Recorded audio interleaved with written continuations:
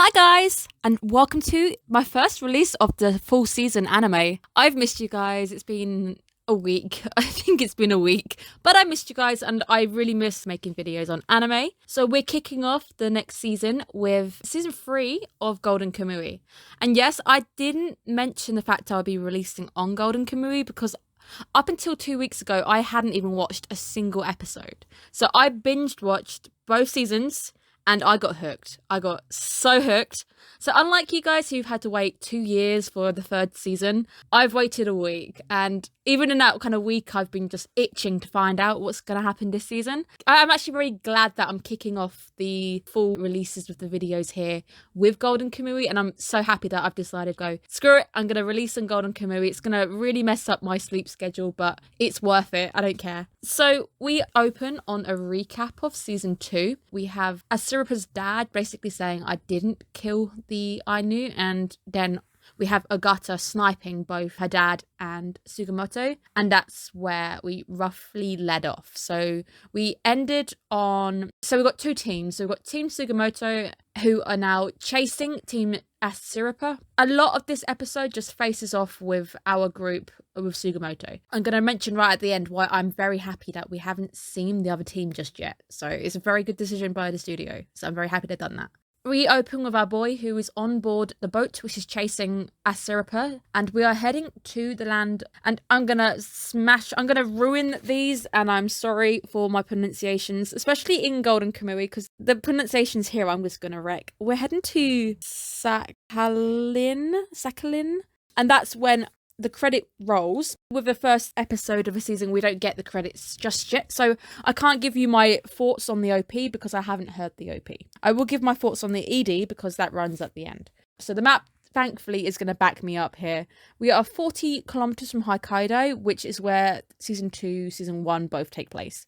So we are out of that place. We're in a new location for season 3, which is great. And we're in a town called Odamari, which is where we start. The first thing we get is the guys landing. It took me a bit of a moment to have to remember who is who. So in Team Sugimoto, we've got Koito, who I'm surprised how stacked he is at the end of this episode. We have Tanigaki. He's the boy from the first 2 seasons who I really like. And we have Kizuma. Well, we're giving them nicknames anyway, so it always happens. We have nicknames. Sugimoto generally tends to be Sugi with me. They are sorting out their luggage because Koito has brought a lot of it. And lo and behold, I don't get monetized anyway, but I'm definitely not getting monetized because it's Golden Kamuy. There's going to be Dick Sensei. We're going to have Boner Boy. I'm so happy Boner is back. I know he has actually got a name and I could technically call him his name, but would it really be right if I'm going through this masterpiece without calling him Boner? I have to. So it turns out Boner Boy has decided to crawl into the luggage and he has come with our boy Tanigaki. And the Shiba Inu is here. I don't remember the Shiba Inu's name at all. I'm pretty sure it will come to me. I just can't remember everyone's name with this because I binged watched both of them. So it was fast. I didn't kind of get to sit with the names. Our tracking dog is what starts off our wild goose hunt. Asirapa gave Sugimoto the sword sheath thing that they carve, and her dad gave it to her. He makes the dog sniff that, and the dog is off. So we're rock and rolling. We kind of don't waste any time with any filler or anything. We get straight into that goodness that we've missed. Before we kick off into our wild goose chase, what I thought was really clever is the argument to not send Boner back home is the fact that we are here, we need to talk to the Ainu. The Ainu are going to treat them better if they have an Ainu boy with them. Love it. It's great. So we start with them questioning everybody. So we need to find out where we're going. We need to find out if Asirapa was even there, what way they went. And I love it. It kicks off with that. It's comedy gold. This anime is just comedy gold. And it really is like the grandfather of JoJo. Sugimoto is asking every single villager, have you seen this girl? And every time he's putting up a different picture, it's these really suggestive pictures of Tanigaki in just loincloth. I have to question, I know they took the pictures in the last episode. Gramps wanted a picture of Asirapa, but when did he do that? Why did he do that? And why did they continue? Like, Tanigaki, there's got to be a point when you thought that was just weird. And we cut back to Koito is slacking off and he's drinking lindenberry juice. Koito decides to splash Sugimoto with his juice, and Sugimoto slaps him in the face with a glass. This is great. I've missed it. Even though I only had to wait a week, I kind of really missed not having any of this to watch because I really got into this. She recognizes the girl in the picture and says that, they went away on the sled, they went that way. As soon as she said that there was a old guy and there was an Ainu girl on the sled, I was like, that's not a Sirpa. None of the guys who are with her on Team Sirpa are old guys. I mean, they're slightly older, but they're not old guys. I kind of figured that we were onto a bit of a ghost chase straight away. And again, Sugimoto shows up another picture, goes, was this the girl you saw? And she's like, not quite. And it's just Tanigaki in like his loincloth. We find out, apparently, which, even though this is wrong, that Team Sirpa were heading towards an Ainu village, which makes sense. It makes sense for those guys. And we start to hear Russian. So I don't know if there's any Russians watching or anybody who speaks Russian. Are they speaking Russian? To me, I don't speak Russian, but I've heard Russian. It sounds like Russian, but I don't know if it's English and it's really, really bad Russian. So it would be interesting to find out from any of you guys, are they speaking Russian? Are they actually speaking Russian? We then find another soldier who said, I was trying to stop this girl going into the forest because she was on her own. And they believe that it's a Sirpa. There's no way a Sirpa would be on her own and heading into a forest because she's smarter than that. She's our smart girl. We know she's smart. They find some footprints and Sugimoto finds a girl who looks like a Sirpa but is not. And it turns out that this girl lost her grandmother because her grandmother is deaf and she fell off the sled. She, however, says, I've seen that girl. I've met that girl. Again, he's showing these wrong images. We've got a bear fight coming up. I'm not going to show too much of the bear fights and stuff just because blood and YouTube. We're going to have a nice sexy picture of Tanigaki in his loincloth because I can. And it's my show. I can do what I want. We get the first bear fight for season 3. So we are already doing what Golden Kamuy does best. We're getting nitty gritty with the nature. We see the bear this time is being attacked by a wolverine. I did initially wrongly accuse it of being a honey badger. And to be fair, if it was a wolverine or a honey badger, they're both as bad as each other. They're awful. The wolverine goes in to bite Kaito and then it goes in for Boner. And I'm like, no, not Boner. You can't do this. And we see Sugimoto grabbing the wolverine and tossing it aside as the guys decide to quickly run away. We then meet our sled led by the cute Shiba Inus. Another reason why I love Golden Kamuy is I love Shiba Inus. I think they're adorable. If I could have a dog, I would have one of those. Team Sugimoto get on the sled to start running away. Find out that everybody on the sled is a bit too heavy for the dogs, and we get a fat shaming moment. Poor Tanigaki. He gets tossed off the sled, and they're like, you can run and you can work off all that fat you've kind of built up. This is like the extreme workout Ainu edition. We touch base quickly with Mr. Leaky Brain, and I don't like Leaky Brain. He's a bit too weird for me, and we're just going to call him Leaky Brain. I don't remember his name. It's because I kept calling him Leaky Brain. Sorry. His name is Leaky Brain and Mole Boy. And we quickly touch base with these guys, and then we touch base with the Grandpa and Dick Sensei, which is great. Dick Sensei is alive, I'm happy. These guys haven't moved too far. They are near the prison from the last season. For me, I keep saying last episode because it's not been too long, but last season, they are near the prison still. Just everything burnt down to the ground. Everybody is dead. Grandpa meets up with, I think his name was Nakama, or Grandpa meeting up with other Grandpa. There we go. He got his information from the guy in the woods. So the other granddad gave him the information on Noporo being in the chapel. In the last season, he knew that the guy in the prison in the actual ward was a fake. So he headed straight to the chapel. So this is the guy who gave him that information. And then we cut. So we have a few quick retouch on some characters. We're checking in on them after 2 years. Quick moment of respect for Tanigaki, who is keeping up with a sled of Inus. I know dogs can be quite fast. I'm still impressed that this guy has put on some weight and he's still keeping up. Congratulations, my dude. Congratulations. Gotta also thank Golden Kamuy for making me tilt my head at an angle and get a crooked neck. The map they show us for the next kind of kickoff at a halfway point is upside down. And this is what Golden Kamuy also does right. We get some really nice information now. And what impressed me the most of Golden Kamuy is the fact that it can go from comedy gold straight to a proper infographic on like the life of these indigenous people, and then go straight back into like these gory battles. We now get some information on the 3 Ainu groups in the area. So we've got Hokkaido, which would be a Sirpa, and that's where we took place in the first 2 seasons. We are now here at Sakhalin. I'm really going to wreck it, I'm sorry. And we have Chizuma. We find out that the people we're with now are the Sakhalin Ainu. These guys are a river folk. They mainly fish. They also live in 2 different houses. So during the summer, they're in these wooden huts above the ground, probably because it gets quite warm. But in the winter, they live in these huts, which from the outside, they look like an igloo, but they are underground, which is probably the best thing. It's like making a burrow, like a rabbit lives in a warren underground because it's warmer under there. This is something I really like, getting my teeth into this kind of thing. It's great just seeing these little tiny details. The reason they do this is because they are north of Hokkaido, so it's a lot more colder, and I think somebody said that the winter here, it snows like a month earlier than it does in Hokkaido. We get this funny moment where there's a Shiba Inu envy. Our boy Shiba from the first 2 seasons, he sees the lead doggy with his crown, its magnificent, beautiful crown, and we just get this moment where Shiba Inu envy, and he just stares at him. We see Koito being treated from his wounds with some bear fat. Bona meets, I'm going to get it right, Enonoka. Her name basically means I ate a load of herup and I barfed all over the place. I knew name their kids a proper name, but the name also has like a funny meaning to it. So Bona isn't technically Bona. I think his name's actually Alexis. It's like, it begins with a C. It will come to me. He has got a proper name, but I like calling him Bona because it's funny. To be fair, his name technically means to get a boner. I feel like this is turning into like the Boner podcast, isn't it? I've been watching pretty much Markiplier lately. This is like the Boner podcast here. We get some information from Enoka, who says that Team Asirapa is going north. Sugimoto asks, how was she? Is she okay? And we find out that Asirapa was really, really sad, so she didn't really say a word when she first arrived, because she thinks he's dead, but at the same time, she had that dream at the end of season 2, where she sees Sugimoto in her dream saying, I'm alive, I'm going to come and get you. We also know, though, that Asirapa doesn't really like dreams and she doesn't really read into them because she is a modern Ainu woman. She doesn't actually, like, whenever we see Inkamet trying to do her readings, Asirapa is the first one to go, I don't believe it. Right now, we can kind of imagine she's torn. She wants to believe Sugimoto isn't dead. At the same time, she has no evidence to base it on other than a dream, and we know she doesn't really believe in dreams. In true Asirapa fashion, she was fed some berries and she cheered up right away. It was a very hinna moment. Hinna. Okay, so this is the end chunk now.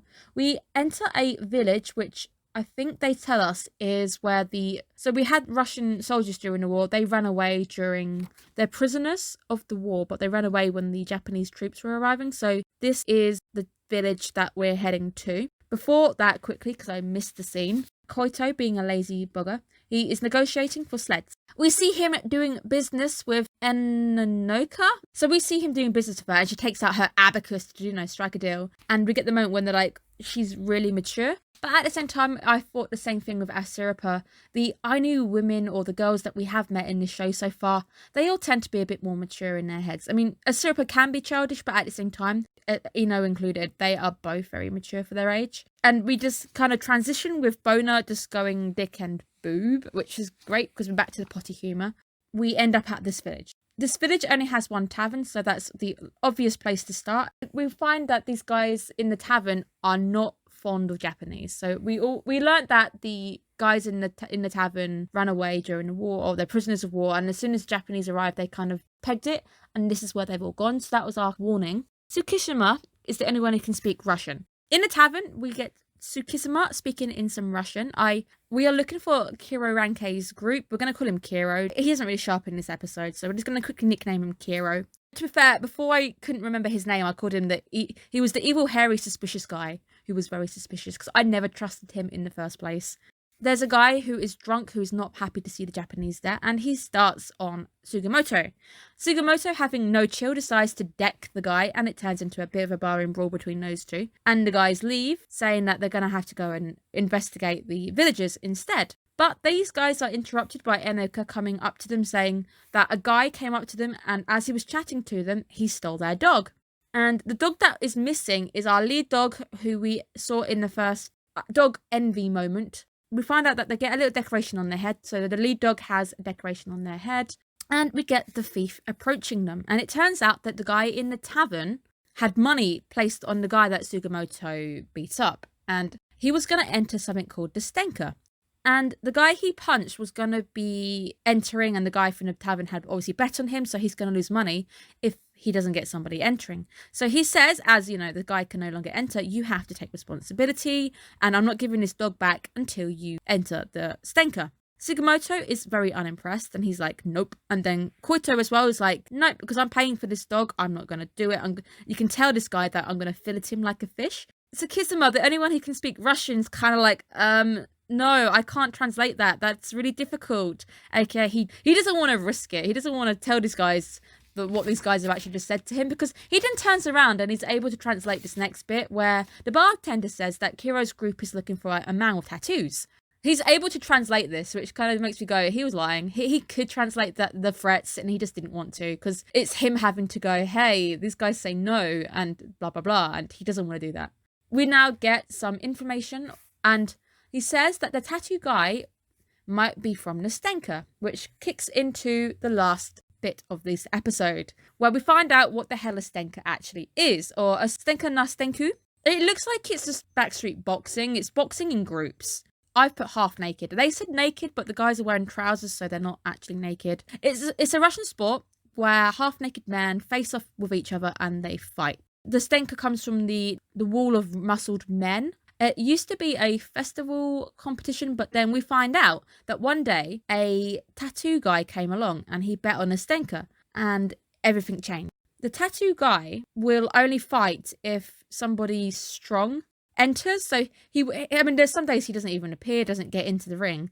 I do find it a little bit weird that a guy with tattoos would feel safe showing them off in a crowd.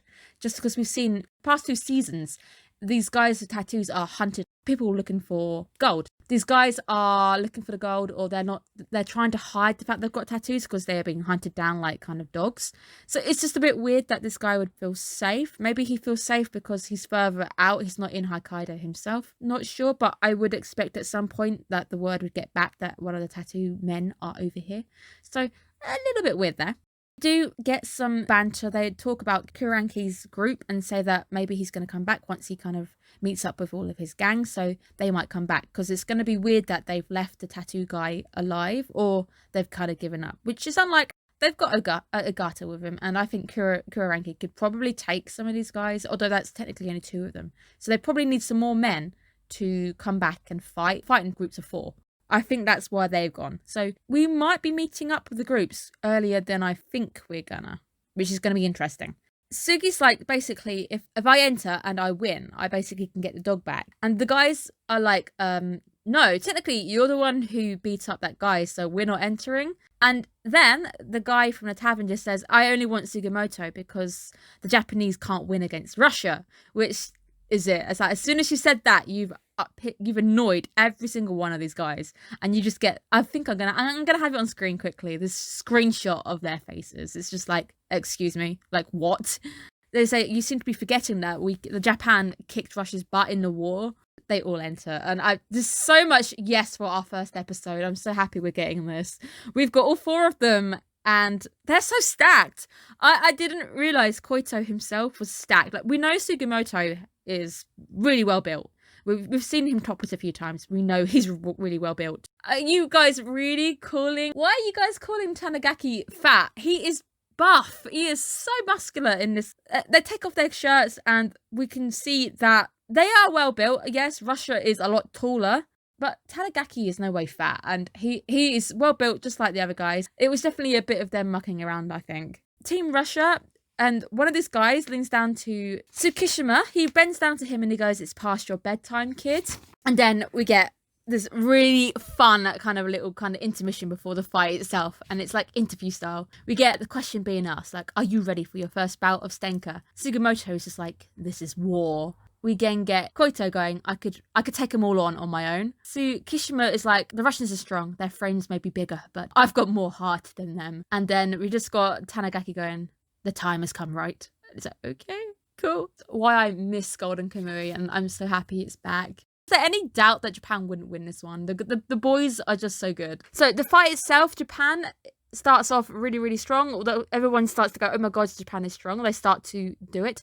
In the background with the glasses, which are highlighted and glowing in this true anime villain fashion, we got the guy who is the guy with the tattoos watching everybody. Japan wins, because was there any doubt that our boys would win? And we end with a quick screenshot of his face, and then that's it. And this is so we can now discuss the anime. I've kind of done it a little bit differently. We're not going into it too much. I'm rushing through about the initial contents of the anime episode, and then we can discuss at the end. End song is okay. I'm sure it'll grow on me. I don't really have much to say about the end song. It's just okay. It's cool. I'm looking forward to seeing what's opening. If I know it's probably out already, I'm not spoiling it for myself. I'm gonna wait for next episode to see what the OP is.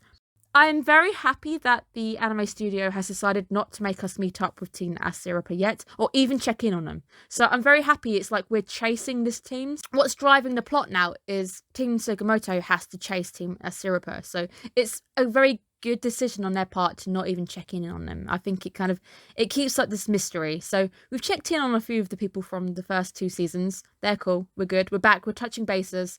But I think it's a really good decision not to check in with the main team itself. And plus, I can't handle Kenshiro Suda just yet. I need to wait for that. I'm just happy that the comedy's back. The same kind of studio is handling it. The animation's the same. Nothing's really changed. They're back in their kind of glory. It's really good to see everybody back. I'm glad that I binge watched the first 2 seasons. I don't really have too much to say about the first initial episode. It's great. It's a great episode. It kicks us off. We touch back on base. We kind of, for those who have had to wait 2 years, it does go, this is what happened in the last of the season, in case you forgot, kind of thing. Let's touch in with our main groups. I am going to break it down. I'm just going to do it as groups of this. So at the moment, we have got our 3-4 main groups now. So main group is the Asirapa. They are ahead in the north. That's our group. We've got Ogata over there, Kiro's over there. That's where they've gone. Can't even remember his name. Oh, Escape King. We'll go here. Escape King also in that group. Second group is our boy Sugimoto, who is hunting down the main group. We've got Captain Leaky Brain, who is kind of part of group 2, but they are back in the mainland, kind of Hokkaido. That's where they are.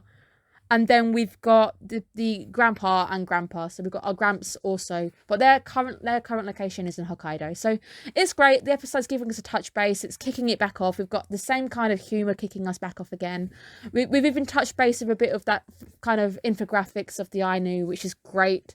And then we've got some comedy gold going on, which is fantastic. I'm very excited to see where this goes. I can't imagine what it would have been like ending on 2 years ago on that cliffhanger and kind of having to wait. But yes, I'm kicking off the full season of my reviews with Golden Kamuy. I know I initially said I wasn't going to be doing it because I wasn't even sure if I'd binge watch it. I fell in love with the series so hard, I had to. So I decided not to pick up any of the other 3 because I didn't really get any votes on them anyways. I'm doing Golden Kamuy and I'm doing the other 3 animes that I said I'm going to do. So I'm doing 4 releases this season. So I'm very, very nervous. I hope I can keep up on it. And I hope we have a good time discussing it. Thank you guys for tuning in. If you've just discovered me, please sub to the channel. It really does do wonders. It helps me as well. I'm trying my best to kind of build us up into a little kind of channel where we can chat. I had my first live stream. I will at some point post that live stream here where I got to discuss the finale of Koitu Producer. I want us to be big enough first before I do live streams just with us, me and you. I can't do those just yet because we're not big enough. There's only 109 of us. We are the few right now. The main goal is to get to about 2,000. Have us guys, even have just regular monthly meetings and we can have a live stream and talk about whatever anime is going on. That's the goal. So thank you for tuning in. I'm so happy to be kicking off the season and talking about anime again. I missed it. Have a good one, guys, and I'll see you in the next video on Monday next week. Bye-bye.